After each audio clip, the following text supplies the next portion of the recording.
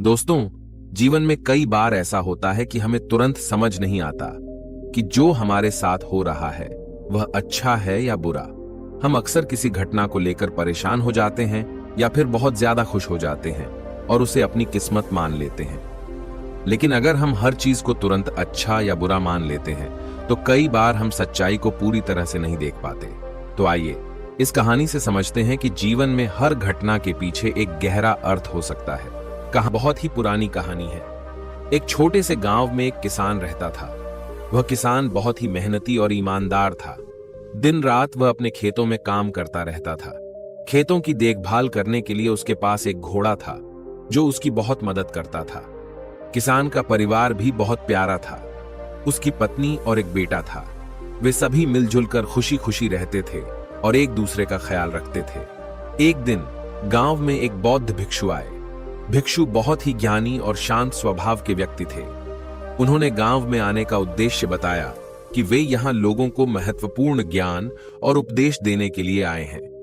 भिक्षु की बातों का सुनकर गांव के लोग बहुत प्रभावित हुए।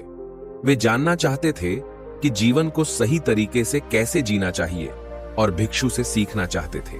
भिक्षु ने सबको समझाया कि सच्ची खुशी और शांति केवल हमारे अंदर से ही आ सकती है। उन्होंने बताया कि हमें अपनी इच्छाओं और आंतरिक संघर्षों को समझना और उन पर नियंत्रण पाना बहुत जरूरी है। अगर हम अपनी इच्छाओं और मन की आवाज को ठीक से समझ सकें और उन्हें नियंत्रित कर सकें तो हम सच्ची शांति और खुशी पा सकते हैं। भिक्षु की उपदेशों से गांव के लोगों के जीवन में बहुत सकारात्मक बदलाव आया। वे अपनी आदतों और सोच में सुधार करने लगे और उनके जीवन में खुशहाली आने लगी। उनके जीवन में यह परिवर्तन लाने से गांव का माहौल भी बदल गया। लोग अब अधिक खुशहाल और संतुष्ट महसूस करने लगे। एक दिन की शाम थी जब सूरज धीरे धीरे डूब रहा था और आसमान हल्के लाल और नारंगी रंग में रंगा हुआ था। किसान रामू अपने खेत में दिन भर मेहनत करने के बाद घर की ओर लौट रहा था। उसकी चाल थोड़ी धीमी थी क्योंकि दिन भर का थकान उसके शरीर पर साफ झलक रही थी। जैसे ही वह अपने घर के करीब पहुंचा, उसने देखा कि उसका प्यारा घोड़ा, जो उसकी खेती का मुख्य सहारा था, कहीं दिखाई नहीं दे रहा था। यह देखकर रामू के मन में हलचल मच गई। रामू इधर उधर देखने लगा, आवाज लगाई, लेकिन घोड़ा कहीं नहीं मिला। उसका घोड़ा उसके लिए सिर्फ एक पशु नहीं था, बल्कि उसकी पूरी आजीविका का आधार था। बिना घोड़े के वह खेत में काम कैसे करेगा? यह सोचकर उसकी चिंता और बढ़ गई। उसके मन में तरह तरह के सवाल उठने लगे। कहीं घोड़ा चोरी तो नहीं हो गया? कहीं वह जंगल में गुम तो नहीं हो गया? क्या वह अब कभी वापस आएगा? रामू के दिल में घबराहट और चिंता घर कर गई। उसने सोच लिया कि वह गांव के बौद्ध भिक्षु के पास जाकर उनसे सलाह लेगा। गांव के सभी लोग जानते थे कि वह भिक्षु बहुत शांत और समझदार थे। उनकी बातें सुनकर अक्सर लोगों के मन की उलझनें सुलझ जाती थीं। रामू भिक्षु के पास पहुंचा और परेशान होकर बोला, भंते, मेरे साथ बहुत बुरा हुआ है। मेरा घोड़ा, जो मेरे सारे खेत के काम में मदद करता था, वो अचानक कहीं गायब हो गया है। अब मैं क्या करूं? मेरे बिना घोड़े के तो खेती करना बहुत मुश्किल हो जाएगा। यह तो बहुत बुरा हुआ है ना? भिक्षु ने रामू की पूरी बात ध्यान से सुनी। फिर उन्होंने अपने चेहरे पर हल्की मुस्कान लाते हुए बड़े शांत स्वर में कहा, शायद। रामू भिक्षु की इस प्रतिक्रिया को सुनकर थोड़ा चौंक गया। वह सोचने लगा कि भिक्षु ने उसकी बात शायद ठीक से नहीं सुनी या फिर वो उसकी परेशानी को समझ नहीं पा रहे हैं। आखिर शायद का क्या मतलब हो सकता है? रामू के मन में ढेर सारे सवाल उठने लगे, लेकिन उसने भिक्षु से कुछ नहीं कहा। वह सोचते सोचते वापस अपने घर की ओर चल पड़ा। अगले दिन सुबह होते ही रामू ने देखा कि उसका घोड़ा वापस आ गया है। उसकी खुशी का ठिकाना नहीं रहा। लेकिन यही नहीं, घोड़ा अपने साथ 7 और जंगली घोड़े लेकर आया था। रामू की खुशी 7वें आसमान पर थी। अब उसके पास एक नहीं बल्कि 8 घोड़े थे। यह तो उसके लिए सपने जैसा था। उसने सोचा, कल तक मैं घोड़े के बिना परेशान था और आज मेरे पास 8 घोड़े हैं। सच में भगवान की लीला समझ पाना बहुत मुश्किल है। रामू दौड़ता हुआ फिर से भिक्षु के पास पहुंचा। इस बार उसके चेहरे पर मुस्कान और आंखों में चमक थी। उसने गर्व से कहा, भंते, आप यकीन नहीं करेंगे, मेरा घोड़ा न सिर्फ वापस आ गया बल्कि साथ में 7 और घोड़े भी लेकर आया है। ये तो बहुत अच्छा हुआ है ना। भिक्षु ने फिर से वही शांत मुस्कान दी और बोले, शायद। रामू को फिर वही जवाब मिला, शायद। वह सोच में पड़ गया। इतनी बड़ी खुशखबरी के बाद भी भिक्षु क्यों ऐसा जवाब दे रहे हैं? उसके पास अब एक नहीं बल्कि 8 घोड़े हो गए थे। यह तो सच में बहुत बड़ी बात थी। लेकिन भिक्षु ने फिर से वही रहस्यमयी जवाब दिया। रामू थोड़ा उलझन में था, फिर भी वह भिक्षु की बातों को समझने की कोशिश करता रहा और चुपचाप घर लौट आया। रामू को भिक्षु का व्यवहार समझ में नहीं आ रहा था। वह सोचने लगा कि शायद भिक्षु की बातें गहरी होती हैं, जो वह अभी नहीं समझ पा रहा। अगले दिन रामू का बेटा, जो गांव के सबसे होशियार और ताकतवर लड़कों में से एक था, नए घोड़ों में से एक को सिखाने के लिए तैयार हो गया। वह घोड़े को काबू में लाने की कोशिश कर रहा था, लेकिन घोड़ा जंगली था और बेकाबू हो गया। घोड़े ने अचानक एक जोरदार झटका दिया, जिससे रामू का बेटा घोड़े से गिर पड़ा। गिरते ही उसके पैर में गहरी चोट लग गई और उसका पैर टूट गया। रामू के लिए यह खबर किसी दुखद हादसे से कम नहीं थी। उसकी आंखों में आंसू आ गए। बेटे की मदद के बिना खेत का काम कैसे होगा? रामू ने फिर से भिक्षु के पास जाने का निर्णय लिया। इस बार उसकी आवाज में निराशा और दुख झलक रहा था। उसने भिक्षु से कहा, भंते, मेरा बेटा नए घोड़े से गिर गया और उसका पैर टूट गया। अब वह मेरी मदद नहीं कर सकेगा। यह तो बहुत ही बुरा हुआ है ना? भिक्षु ने रामू की बातों को ध्यान से सुना और अपने चेहरे पर वही शांत मुस्कान रखते हुए जवाब दिया, शायद। रामू को इस बार भिक्षु का जवाब और भी अजीब लगा।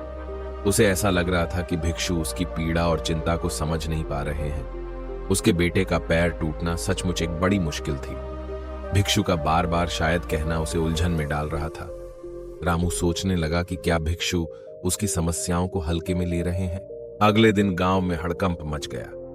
राजा के सिपाही अचानक गांव में आ धमके।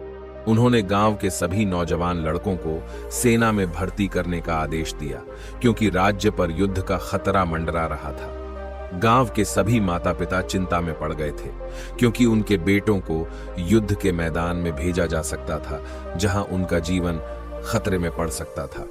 रामू भी डर से कांप रहा था, क्योंकि उसका बेटा गांव के सबसे तेज और ताकतवर युवाओं में से एक था। उसे लग रहा था कि उसे भी सेना में भर्ती कर लिया जाएगा। सिपाही गांव के हर नौजवान को जांचते हुए रामू के घर पहुंचे। जब उन्होंने रामू के बेटे को देखा तो पाया कि उसका पैर टूटा हुआ था। सिपाही उसे सेना में भर्ती नहीं कर सकते थे, इसलिए उन्होंने उसे वहीं छोड़ दिया। यह देखकर रामू ने राहत की सांस ली। उसे लगा कि उसके बेटे का पैर टूटना शायद भगवान की मर्जी थी, जिसने उसके बेटे को युद्ध के खतरों से बचा लिया। अब रामू की खुशी का ठिकाना नहीं था। वह तुरंत भिक्षु के पास दौड़ा और उत्साह के साथ बोला, भंते, राजा के सिपाही गांव के सभी युवाओं को सेना में भर्ती कर रहे थे, लेकिन मेरे बेटे को नहीं ले गए, क्योंकि उसका पैर टूटा हुआ था। यह तो बहुत ही अच्छा हुआ है ना? भिक्षु ने एक बार फिर शांत मुस्कान के साथ जवाब दिया, शायद। रामू अब सोच में पड़ गया। हर बार जब कुछ अच्छा या बुरा होता, भिक्षु का जवाब हमेशा शायद ही होता था। इस बार भी उसने वही जवाब सुना, लेकिन अब रामू ने महसूस किया कि शायद भिक्षु हर घटना को एक अलग नजरिए से देखते हैं। धीरे धीरे रामू समझने लगा कि जीवन में हर घटना का एक अलग पहलू होता है, जिसे हम उसी समय नहीं समझ सकते। इस बार रामू ने भिक्षु से सोच समझकर पूछा, भंते, आप हर बार शायद क्यों कहते हैं? क्या आप मेरी परेशानियों को नहीं समझते? जब भी मैं अपनी परेशानी या खुशी आपके साथ बांटता हूं, आप हमेशा शायद ही कहते हैं। भिक्षु ने रामू की ओर देखा। उनकी आंखों में वही शांति और समझ की झलक थी। उन्होंने हल्की मुस्कान के साथ कहा, रामू, मैं तुम्हारी परेशानियों को बहुत अच्छे से समझता हूं। जीवन में कभी कभी हमें अच्छे और बुरे समय का सामना करना पड़ता है। यह जीवन का स्वाभाविक नियम है। असली समझदारी यह है कि हम हर स्थिति को बिना किसी जल्दबाजी के स्वीकार करें। जब कुछ बुरा होता है तो हम उसे बुरा मानकर दुखी हो जाते हैं, लेकिन कभी कभी वही बुरा भविष्य में हमारे लिए अच्छा साबित हो सकता है। और जब कुछ अच्छा होता है तो हम उसे लेकर बहुत खुश हो जाते हैं, पर यह जरूरी नहीं कि वह हमेशा अच्छा ही बना रहे। भिक्षु ने थोड़ी देर के लिए रुककर रामू की आंखों में देखते हुए कहा, देखो, तुम्हारे घोड़े का भाग जाना तुम्हें बहुत बुरा लगा था, लेकिन उसी घोड़े ने तुम्हारे लिए 7 और घोड़े लाए। फिर तुम्हारे बेटे का पैर टूट जाना तुम्हारे लिए दुखद था, लेकिन इसी वजह से वह युद्ध में जाने से बच गया। जीवन में हर घटना हमें कुछ सिखाती है। हम तुरंत यह नहीं जान सकते कि कौन सी घटना हमारे लिए अच्छा है और कौन सी बुरा। यही कारण है कि मैं हमेशा कहता हूं, शायद यह जीवन के प्रति शांत और संतुलित दृष्टिकोण को दर्शाता है। रामू ने भिक्षु की बातों को ध्यान से सुना और अब उसे समझ में आने लगा कि जीवन में हर घटना के पीछे एक गहरा अर्थ होता है जिसे समय ही सुलझा सकता है। उसने भिक्षु की शिक्षा को अपने दिल में बसा लिया और अब वह हर परिस्थिति को शांति और धैर्य के साथ स्वीकार करने लगा। किसान ने भिक्षु की बातों को गहराई से समझा और धीमी आवाज में बोला, भंते, आपने मुझे जीवन का एक बहुत बड़ा सबक सिखाया है। अब मैं समझ गया हूं कि हमें हर परिस्थिति को धैर्य से स्वीकार करना चाहिए और अपना संतुलन नहीं खोना चाहिए। चाहे हालात कितने भी कठिन क्यों ना हो, हमें धीरज और समझदारी से काम लेना चाहिए। भिक्षु ने संतोषपूर्वक सिर हिलाया और किसान को स्नेहपूर्ण आशीर्वाद दिया। किसान अब न केवल अपनी परेशानियों को हल्का महसूस कर रहा था, बल्कि वह एक नई सोच और समझ के साथ घर लौट रहा था। उसने जाना कि जीवन में हर अच्छी या बुरी घटना के पीछे कोई न कोई गहरा अर्थ छिपा होता है। दोस्तों, जीवन में उतार चढ़ाव आते रहते हैं और हमें हर परिस्थिति को धैर्य और संभाव से देखना चाहिए। कभी कभी हम जो घटनाएं बुरी मानते हैं, वही आगे जाकर हमारे लिए किसी बड़े आशीर्वाद का कारण बन सकती है। जल्दबाजी में निर्णय लेने से हम उन छिपे हुए लाभों को नहीं देख पाते। जीवन की हर घटना हमें कुछ न कुछ सिखाने आती है, चाहे वह हमें उस समय बुरी लगे या अच्छी। इसलिए हमें हर हालात का सामना खुले दिल और शांत मन से करना चाहिए और उससे कुछ सीखने के लिए तैयार रहना चाहिए। इसी तरह हमें एक और महत्वपूर्ण बात ध्यान में रखनी चाहिए। हम जो कुछ भी अनुभव करते हैं, उसे जल्दबाजी में अच्छा या बुरा कहना ठीक नहीं है। ब्रह्मांड की घटनाओं की श्रृंखला बहुत जटिल और असीम होती है। हमारे जीवन की कहानी कभी भी सिर्फ एक सुखद अंत पर खत्म नहीं होती, बल्कि ये लगातार आगे बढ़ती रहती है, नए उतार चढ़ावों के साथ। भिक्षु ने कुछ क्षणों के लिए चुप रहकर रामू की आंखों में झांका, फिर धीरे धीरे बोले, देखो रामू, जब तुम्हारा घोड़ा भागा था तो तुमने सोचा कि यह बहुत बुरा हुआ, लेकिन उसी घोड़े ने तुम्हारे लिए 7 और घोड़े लेकर आए।